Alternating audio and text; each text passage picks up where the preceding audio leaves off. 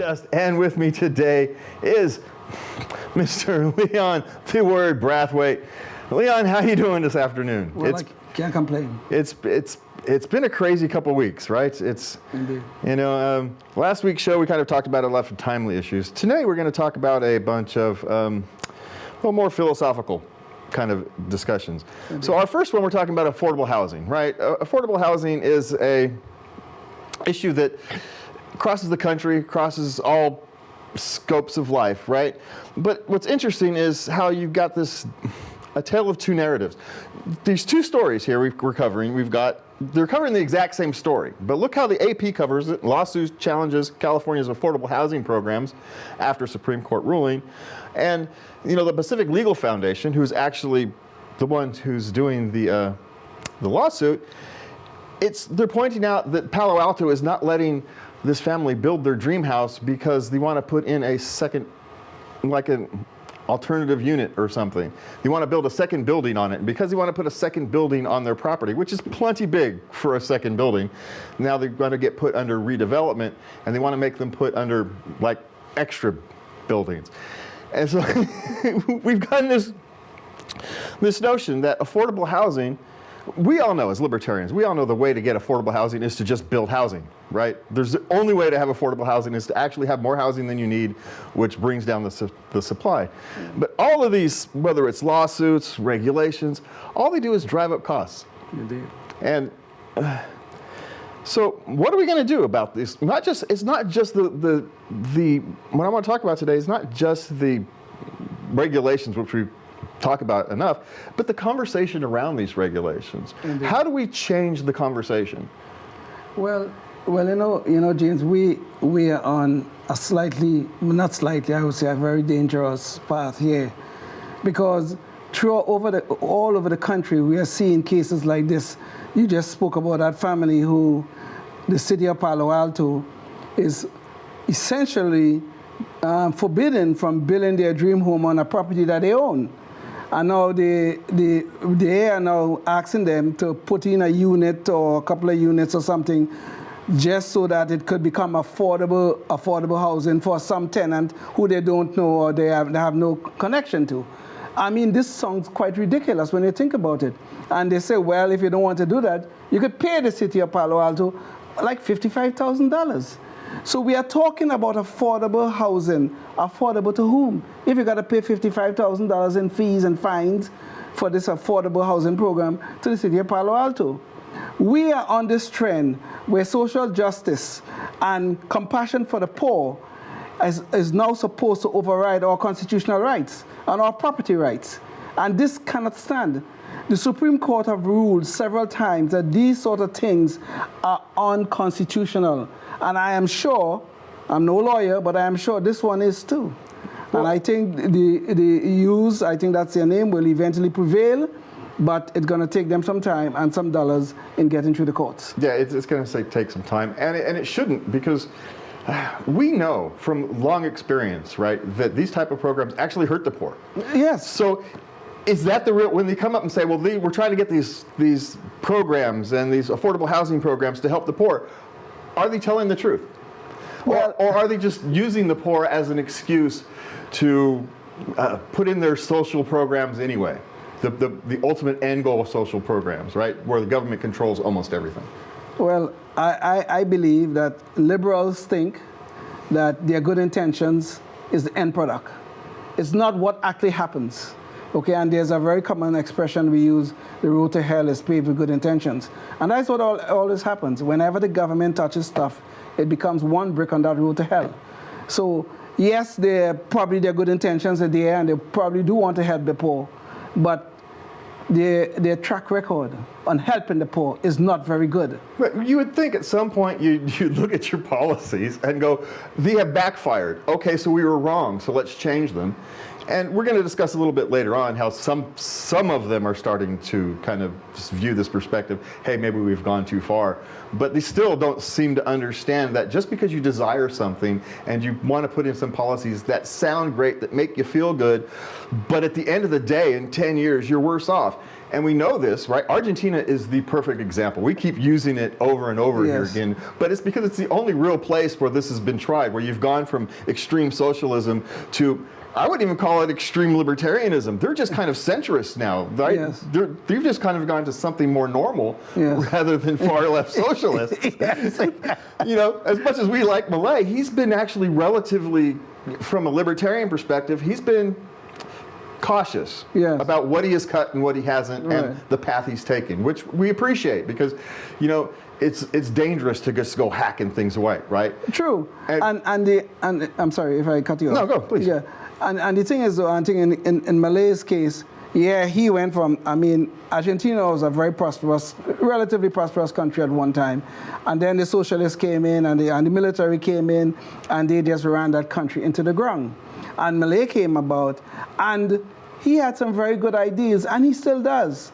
But like you said, it's just not a matter, he cannot impose, I think, a full dose of libertarianism there, but he can impose as much as possible to make that country into something again, like it used to be. Yeah, he took away all the obviously dumb stuff, right? He just said, that's all gone. The chainsaw, all this dumb stuff is gone. But after that, like, he didn't do all the monetary supply stuff that libertarians would have liked him to do. He was very moderate on about, we're going to take our time in going through and removing regulations. We're not just going to go, you know, full force. We're going to take a measured approach and go through them systematically. And that brought some hope to the people of Argentina, which was the best thing Argentina could actually have. So finally they have some hope. And hope is an amazing thing. You know, it doesn't just impact the economy. It impacts your culture. It impacts everything that it touches. And, absolutely. You know, Argentina is becoming a perfect example of what happens when you move away from these types of controls. And it's not just controls, right? There's $55,000. Oh, you can go ahead and do that. Just give me some money. It's like the mob. Exactly. It's like the mob. Give me 55 grand, and you can go ahead and build the thing that you want. Protection money. Yeah, protection money. You want your dream house? Yeah, I know you bought the property. Yeah, you own it, but you can't put a shed on it. What are you talking about? Now, if you give me $55,000, sure, you can put your grandma cottage up. No problem. No problem. These people are crazy. But, you know, this kind of does ring of kind of a form of despotism, right? Yes, even it's despotism by bureaucracy, but it's still a despotism. And Richard Fields this week has a discussion about despotism that I think we should all hear. So let's see what Richard's got to say this week. Hi, this is Richard Fields with this week's Report from the Fields.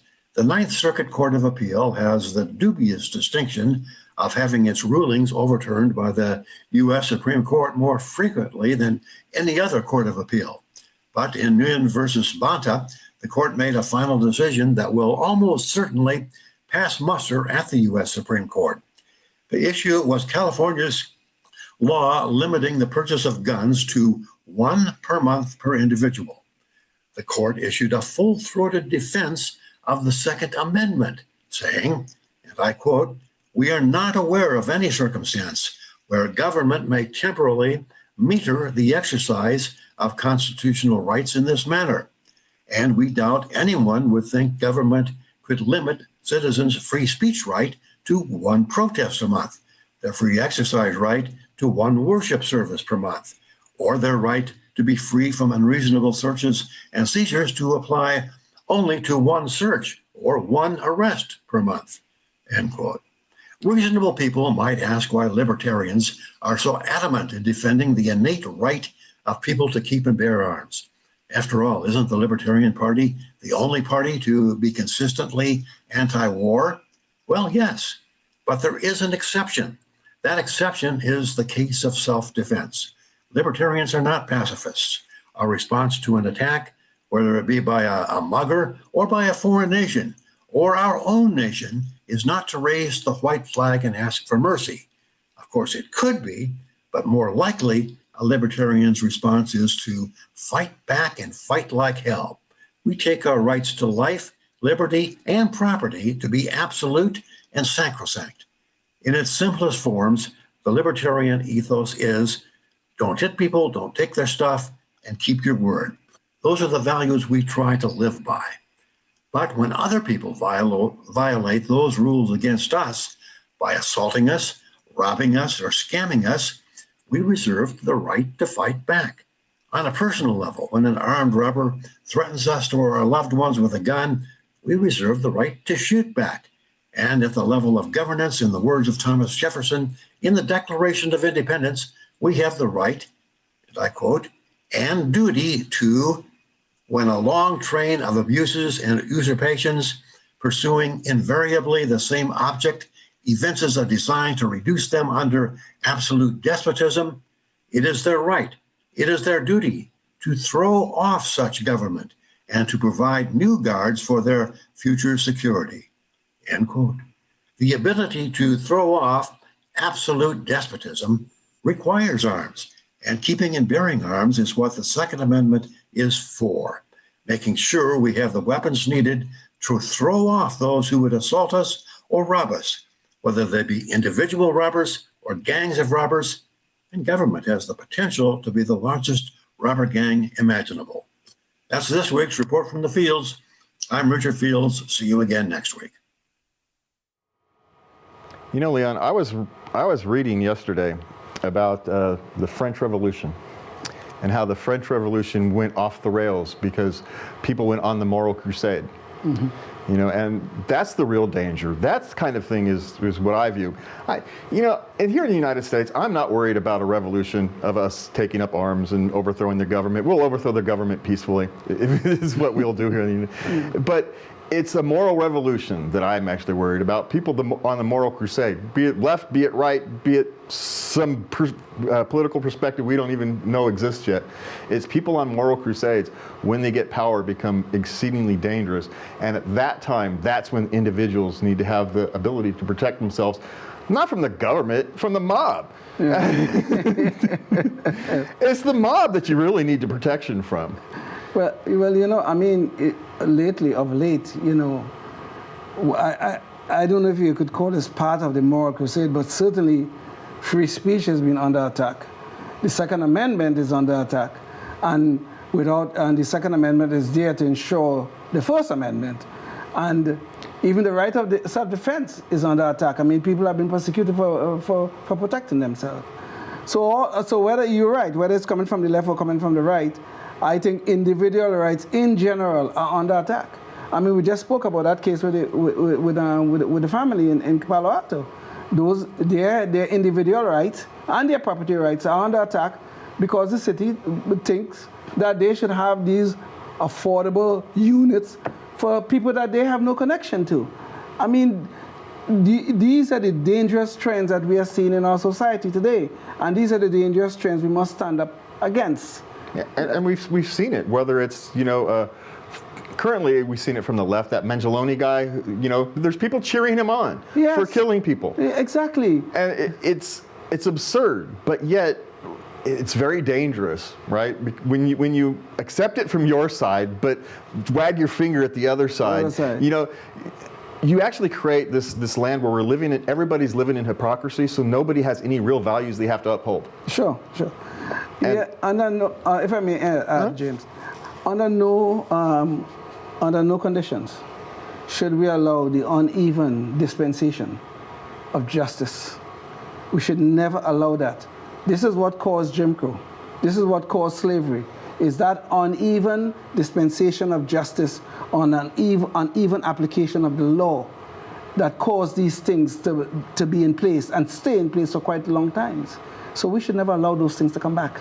No, well, and the odd thing is we've actually allowed them to come back under the guise of preventing it, right? That's right. We're going to allow racism under the guise of anti-racism. It's just we live in bizarre times. So, but that actually brings up our next topic, because, you know, I was reading an article, an opinion piece. So let's be clear, this is an opinion piece about, you know, there's a dangerous idea about what Democrats are doing wrong, and this one they were complaining about some guy who went and pointed out that the Democrats were over-reliant on polling.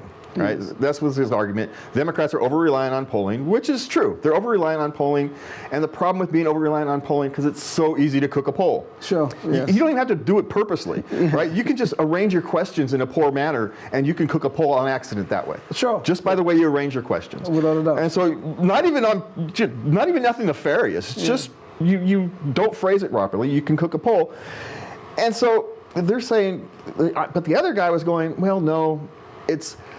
My perspective, let me restart. My perspective on this is they still have not done the one thing that they actually do to figure out what's actually going wrong, and that's stand in the mirror and say, what's wrong with me? They have done everything else. They'll blame polling, they'll blame media, they'll blame podcasters, they'll blame their money, not enough money, somehow they didn't have enough money. They'll blame everything but standing in the mirror, okay, what's wrong with us? Yes. Because, people not supporting Donald Trump doesn't mean people like you. It just means they don't like Donald Trump. And so you've got a lot of people who voted for Democrats who didn't like Democrats, they just didn't like Trump more. That doesn't look good for you. True. And their polling data actually backs that up. And so, what are the Democrats really doing wrong, Leon? Well, honestly, James, we could probably do a whole show on this one, okay? But I'll try to be succinct, okay? I think the Democrats are choosing some very strange hills to die on. And I'll give you one big example. I know it's very, the whole transgender issue is very controversial. I'm fully aware of that. But you see this thing about men in women's sports? That is not a hill the Democrats should choose to die on. Because I think 80% of the country or 90% of the country think that whole thing is unfair. Men are taller, they are faster, they are stronger. They cannot participate in female sports. These men who quote unquote identify as women, they cannot participate in women's sports. But the point is though, the Democrats are choosing to die on this hill. They're trying to say, no, this should go on, when 80% of the country say, no, you're wrong. So if they want to die on these hills, and there are other issues that the whole immigration issue, open borders, they want to die on that hill too. So these are the things, and getting back to what you just said, look in the mirror and ask yourself, what we're doing wrong? Oh, fine, you want more immigrants to come in here? There are methods by which you can do this. Reform the immigration system, allow people to come here legally. That would be no problem. I'm an immigrant myself.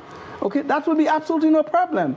But this idea that you could just open the border and tell people to walk across the border, and then when they get here, we're going to defend them to that if Trump tried to deport them, no. That's not a hill for them to die on. Yeah, it seemed like they could have taken more nuanced stances. Like, you could acknowledge the fact that there's actually a competition of rights when you talk about the transgender issue. You have people's rights are colliding, right? And so when people's rights are colliding, you have difficult choices to make. Sure. And no one's going to be happy with those difficult choices. But that's when you go, okay, so what's the majorities? Who's going to be served the most and who's going to be served the less? And what can we do to not compensate the people for less, because that comes with a connotation that you're trying to do more than you are. But what can you do to mitigate the worst of the consequences of people who don't get to participate? Sure. Right? Sure. You can, if you have that honest discussion, you can have that conversation. But right now, we can't even have the conversation because it's either one or the other. You're stuck. People like me who are going, okay, look, yes, you're right. You can't have, especially in competitive sports, you can't have people who are biologically men competing against biological women. It doesn't work. Right. But you can find some way to mitigate the impacts of that person feeling excluded, right? You can create transgender sports, make them more inclusive, make their own sports more inclusive, create community sports so maybe they're not in competitive. There's lots of things you can do. And no, everybody's not going to be happy, but real solutions, nobody is always happy, right? Everybody's about 75, 80% happy. And if you can get that, then you accept it and you move on, because that's how civilizations work. Well, we can't make the good the enemy of the perfect, okay? So, and you're right, there's no solution that we could come up to that will be quote unquote perfect. Yeah. But at least we could come up with something where everybody could feel part of the society at large. And everybody gets a piece of what they want, but no one is going to get everything that they want, because that's not what happens when rights collide. Sure. That's just not. Yeah. All right, so we're going to move on quickly about rights, because progressive Democrats have it's not going to pass, but I just wanted to think the kind of stuff they're floating. They're trying to a wealth tax, right? They're trying to put up this new idea of a wealth tax to close the wealth gap. Do they not understand that wealth doesn't really exist until you sell it for cash? No. First of all, you got to work for it, right? You got to create wealth before you can distribute wealth. Well, even if you don't create it, let's say you find a trinket on the street, you put it on your shelf, and it happens to be something that's very rare, and in 10 years it's worth $1 million, right? It costs you nothing. You got $1 million in wealth for literally just picking up a piece of trash on the street and sticking it on your shelf and holding on to it. But that thing is still not worth anything until you actually sell it. Sure, true. Because maybe it's worth $1 million, but maybe the guy who's willing to pay it for $1 million doesn't have $1 million to give it at the time you want to sell it, and so you can only sell it to this other guy for $500,000. You don't actually know the value of something until you go to sell it. So when they say wealth, and they're talking about stocks and land and real estate, or the worst thing, like they're talking about Bezos' yacht. His $500 million yacht, the minute it was delivered, was worth about $30 million now. Because who else is going to buy that thing? Because it's not just the cost of the yacht. You got maintenance and crew, and no one else is going to buy that. Anybody who has that kind of money to buy that kind of yacht is going to buy their own.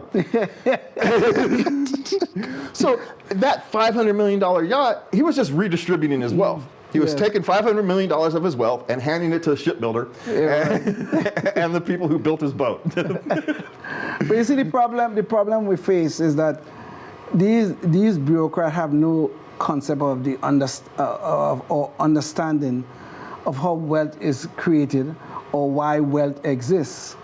Okay, now what they are proposing here is that they're going to take money from someone. They're talking about the top 0.1% or the top 1%, whatever. That is their favorite thing, to talk about the top 1%. Take money from them and supposedly give it to who? To the poor? I mean, okay, am I entitled? No, it comes down to issue of entitlement. Am I entitled to Bill Gates? Okay, I live pretty comfortably. I cannot lie. But am I entitled to Bill Gates, some of Bill Gates' money? I don't think so. Or Jeff Bezos? I don't think so. So this whole idea of taken away from the quote unquote the oligarchy and the multi-millionaires and the billionaires and giving it to somebody else, what is that going to achieve? Well, you know who it's going to give it to, Leon? They're giving it to the bureaucrats. Yeah, exactly. And maybe the poor might get 10% of it by the time it filters through. But this is just the point. The bureaucrats always benefit, not the people who was intended, for whom the money was intended. But if the bureaucrats and not the people, who's the real bet? I come down to these things. What they do is what they're meant to do. And if it only supports the bureaucrats, that was the intention at the beginning. That's right. If you and I can sit here and see it, so can they. And I'm just saying, we're going to skip the next one because I want to go down to this where we got time to this thing in the Guardian. Oh, right. The anti-Israel protesters were getting police protection while the Christian rocker was essentially treated as a criminal for trying to give a concert. Sure. So how is it that people who have expressed a propensity for violent protest get police protection and, we say media coverage that is positive, while a Christian rocker who's, all right, so you don't like Christian rockers? Okay, very nice, but he has just as much right to go off and give his concert as a peaceful protest over some political. Yeah, this is another one of the dangerous trends we are seeing. Well, this one didn't happen in our country, but it happened in one of our neighbor in Montreal. Was it Montreal or was it Canada? In Canada.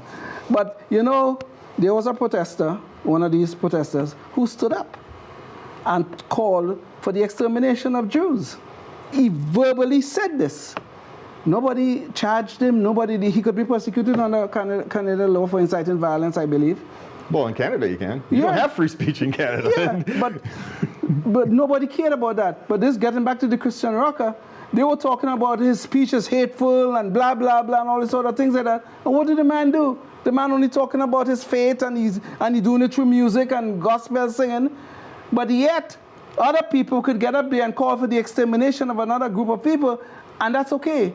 So this is a dangerous trend of where there are certain people can make statements like that and nothing happens to them, but let a guy like a Christian rocker or anything like that come along. Well, no, he can't do that. Yeah, And this isn't new, right? We saw it's the not. same thing during the truckers' protest in Canada, right? Absolutely. Where the truckers were treated very harshly, right? They had all kinds of economics were treated. They were arrested. They had their trucks impounded. They had their ability to earn a living taken away. And yet again, we have violent protesters. I don't care what they're protesting. If you're a violent protester, you don't have the same rights as people who are sitting there peacefully protesting. If you're simply don't. violent, it's not a protest anymore, it's a riot. Correct. Okay. And I can make the argument that, yes, okay, the truckers did not have the right to block bridges for days. Granted, I have no problem with you getting those trucks out of there and Sure. doing that. But that's not what they did, right? It's not like they just cleared the bridges and said, get out of here. Yeah. But everybody else can do that. Everybody else can block traffic and have not be arrested, not be punished. But yet these truckers were. And it's we talked about it earlier in the show, the unequal treatment under the law. Yes. Based upon a political ideology. And this is a real problem. And this is a real problem because in the summer of 2020, we saw what Black Lives Matter did all over the country. They were burning down our cities. Black Lives Matter and Antifa and all of them. They were burning down the cities. Hardly anybody was ever charged or prosecuted for those things. But then we had the January 6th riot on Capitol Hill. I am not saying that was a good thing. It was a horrible thing. Okay, I don't think people should be doing that. But it was a horrible thing. And what happened to those people? They were tossed in jail. They were some of them were there for months and even a year or two without trial. This is what happened right here in our country. Yeah, one had the full force of the U.S. government after them. Yes. While the others were left alone. Even though they were assaulting, they were attacking federal buildings, they were attacking federal officers, and local police. But if it was even just the federals didn't do anything for the assaults in the Portland. Right. You know, they tried to burn down the federal building. They tried to burn down that federal building. There were people inside the building and they tried to burn down the building. And not a single person, as far as I know, was prosecuted for that. And while they went to extraordinary measures to identify everybody who may have walked into and then back out of that building on January 6th. And you shouldn't have walked into the building on January 6th. I have very little sympathy for the people who went into the building on January 6th, except for the fact that they were treated vastly different than other people. Sure, absolutely. I agree with that. Yes. All right, Leon, we've got like 30 seconds left, so we are done for tonight. I want to thank you for joining us with you. I want to thank the crew for working so hard inside. I want to thank you all for watching us every week. Have a good night, and please remember to love everybody.